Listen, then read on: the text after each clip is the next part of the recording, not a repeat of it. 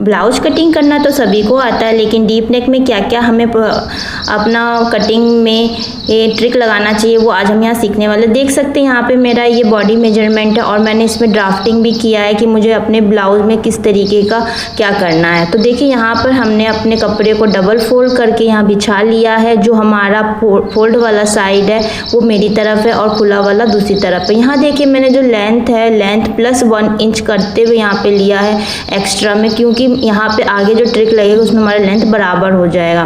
तो यहाँ देखिए मैंने, मेरा जो तैयार लंबाई था 14 था, लेकिन मैंने 15 इंच की लंबाई ली है। क्यों ली है वो आप यहाँ पे आगे देख सकते हैं। यहाँ पे शोल्डर जो है हमारा 15 इंच है। अब देखिए यहाँ पे मैं कुछ यहाँ पे शोल्डर में चेंजेस करने जा रही हूँ। मेरा ये बैक का पोर्शन कटने वाला है। तो यहाँ पे देखिए जैसे आपने ड्राफ्टिंग में देखा था, मैंने फुल शोल्डर में से 3.5 इंच का यहाँ पे शोल्डर कम किया है और उसका डबल करके यहाँ पे निशान लगाया है। जैसे जैसे हमारा गला डीप होता है तो हमें अपना शोल्डर कम करना होता है। यहाँ पे हम 11 इंच का नेक बनाने वाले हैं, इसलिए हमने फुल शोल्डर में से 3.5 इंच का कम करके इसका डबल करके यहाँ पे निशान लगाया है। वो हमारा 5.75 पे आया है। यहाँ पे देखिए हमने यहाँ पे आर्म होल की जो लाइन होती है वो लगा लिया है। गले के लिए हमने 2.5 इंच का जगह लिया है। यहाँ पे हम 2.5 इंच का गला कट करेंगे।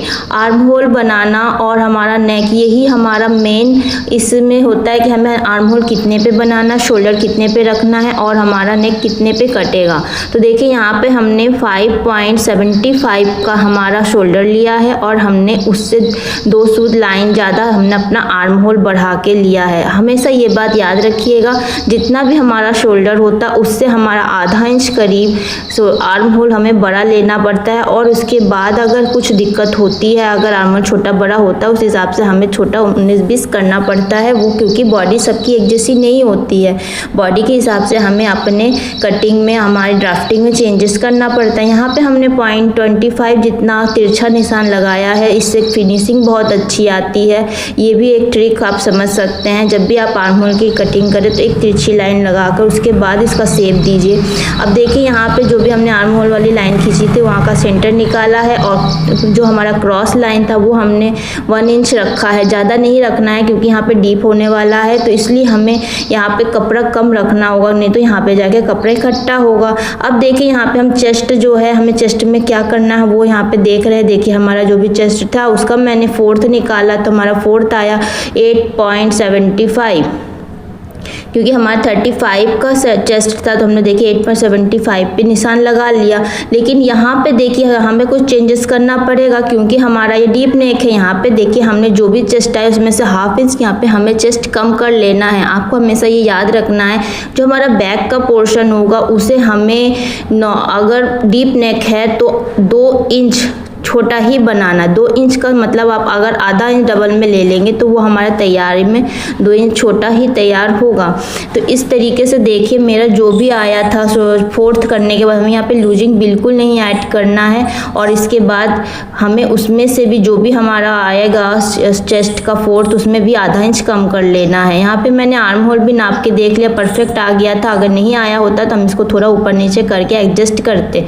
यहाँ पे देखिए गला ऐसे भी बहुत ज़्यादा फैलने वाला, इसलिए मैंने नीचे की तरफ गले को ब्रॉड नहीं किया है। कॉटन का कपड़ा है वो और भी ज़्यादा खींचेगा। अगर यहाँ पे लाइनिंग वाला होता तो आप यहाँ पे नीचे ब्रॉड कर सकते थे, वैसे भी ये जब बन जाएगा तो हमारा ब्रॉड ही बनेगा। अब देखिए यहाँ पे अगला ट्रिक मैंने ऊपर लगा दिया है। मैंने शोल्डर आधा इंच छोटा कर दिया है। मैंने जो लंबाई 1 इंच ज़्यादा लिया था वो इसीलिए लिया था ताकि हम ऊपर से जब आधा इंच छोटा करेंगे तो हमारे लेंथ में कोई भी प्रॉब्लम नहीं आएगा। यहाँ पे देखिए हमने आधा इंच ऊपर का कपड़ा काट के छोटा कर देंगे। अब देखिए यहाँ पे हम फ्रंट का निशान लगाने जा रहे हैं। फ्रंट जब भी हमें ब्लाउज में इस तरीके की कटिंग करनी होती है तो आप कोशिश कीजिए अलग अलग ही उसको कटिंग करें। देखिए मैंने यहाँ पे बैक का पूरा ड्राफ्टिंग पहले ही कर लिया था। देखिए जैसे मैं आपको फिर से रिपीट दिखा रही हूँ। यहाँ पे मैंने आपको क्या दिखाया, यहाँ पे बेल्ट का जो भी होता है पीछे में जो हमारा जो डॉट लगता है वो हमें यहाँ पे नहीं लगाना है क्योंकि बैक हमारा बहुत ज़्यादा डीप है। तो यहाँ पे डट लगाने की कोई ज़रूरत नहीं। डट लगाने से आपका गले का शेप बिगड़ जाएगा। तो मैंने यहाँ पे डट का माइनस कर दिया है और उसके बाद आपको बाद में ये चीज़ आपको फिर से दिखा रही हूँ कि यहाँ पे मुझे क्या करना है।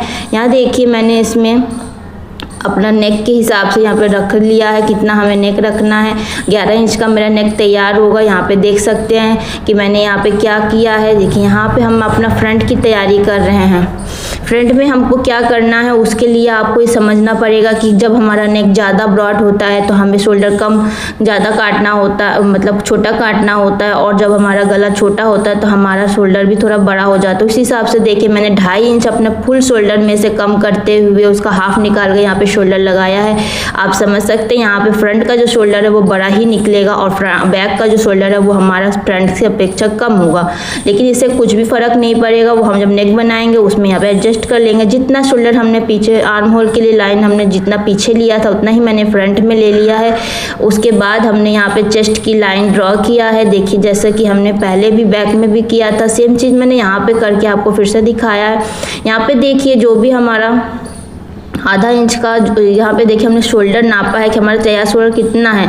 अब यहाँ पे हमें तैयार शोल्डर उतना ही यहाँ पे रखना है और जो बच जाएगा वो हमारा नेक की चौड़ाई आ जाएगी। जो हमारा नेक की चौड़ाई यहाँ पे हमने दे दिया है और यहाँ पे जितना हमें लेंथ चाहिए 6 साढ़े 6 उतने हिसाब से यहाँ पे आप गहराई ले लीजिएगा। अब यहाँ पे एक चीज़ और आप समझ लीजिए कि यहाँ पे हमने नेक को ज़्यादा ब्रॉड नहीं किया है क्योंकि ये डीप नेक है।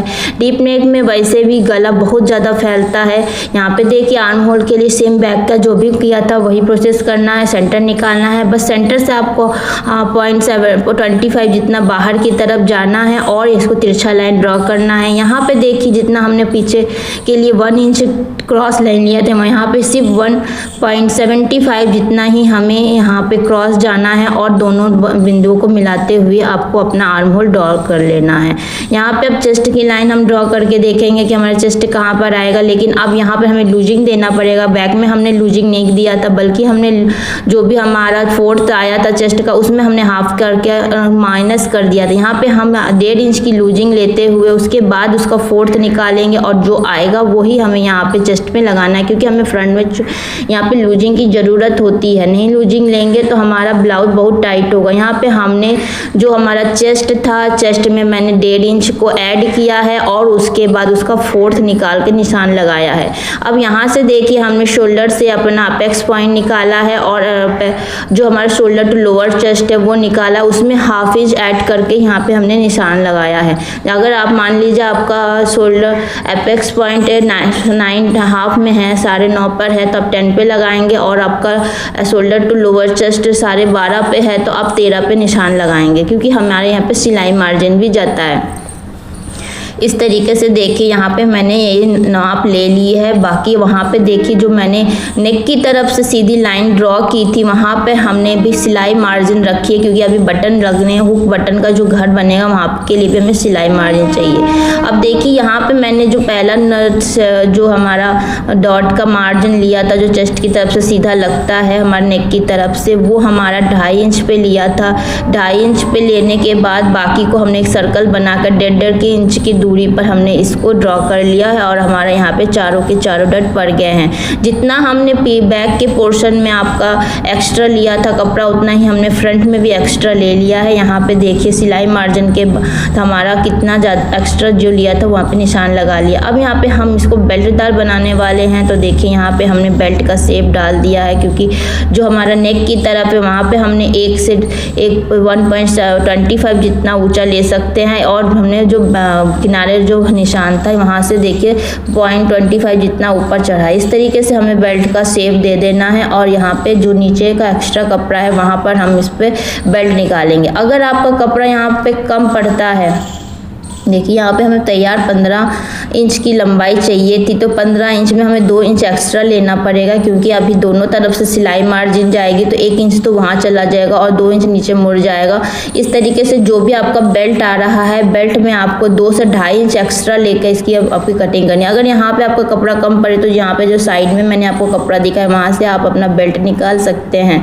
यहाँ पे देखिए मेरे पास पर्याप्त कपड़ा था तो मैंने यहीं से बेल्ट की कपड़ा निकाल लिया है।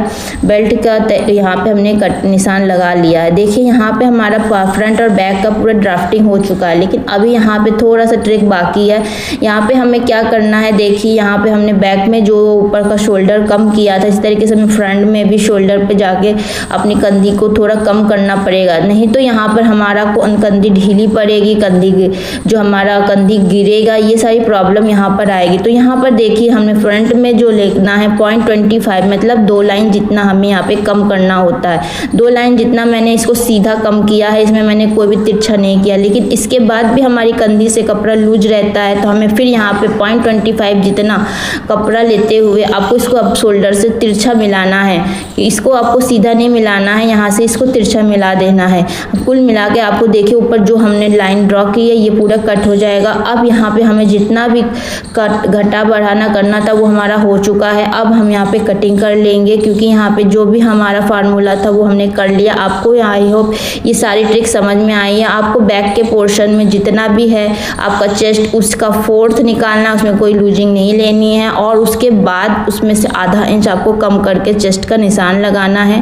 बैक का डट आपको यहाँ पे नहीं डालना है। और इसके बाद जो फ्रंट का आएगा, फ्रंट में भी आपको लूजिंग ऐड करनी पड़ेगी। आपका जितना भी आएगा उसका 4th निकाल, उसमें आपको 1.5 इंच पहले प्लस करना पड़ेगा, और 4th निकाल कर आपको इसमें अपना फ्रंट तैयार करना पड़ेगा। और शोल्डर में जितना हमने आपको कटिंग करने के लिए बोला उतना आप कटिंग कर लेंगे तो आपके शोल्डर से उतरने वाली जो भी समस्या है वो दूर हो जाएगी।